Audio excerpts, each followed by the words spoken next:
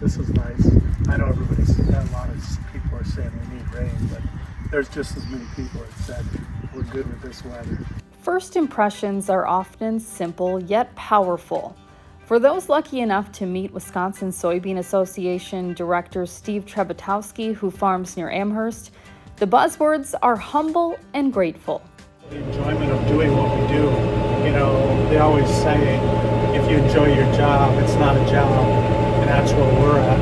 I've done it long enough that I'm so comfortable with it, and I enjoy what I do. From a young age, he knew farming meant long days, but that quickly became his norm. Well, I grew up on a dairy farm, and actually my oldest brother left, and so then I was the next one in line, and my dad really had no one to help him. I wanted to go on to school at that time, but what do you do when your dad needs help? Without hesitation, you continue the legacy, and that he did.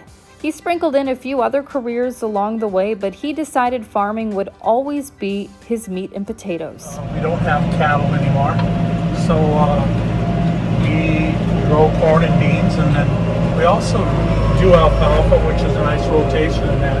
But we also do small grains, rye specifically, and oats. To his better half, he calls it gardening. She wanted me to cut back acres, and we were at like 700 acres that we were farming. And she just goes, you really need to cut that. And finally I looked at her and said, would you feel better if I just started gardening? And she said, yeah, I would. And I said, fantastic. We're going to garden 700 acres. His wife, Sandy, happens to be his gardener in crime, serving as the farm bookkeeper. She's very meticulous when it comes to balancing out to the penny. Between the long days and adding the unknowns of Mother Nature into the equation, what exactly do you get? It's the end of the day, to know what you've accomplished and what you did through the day.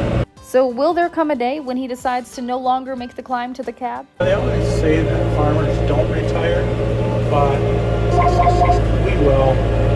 We're slowly doing less and less.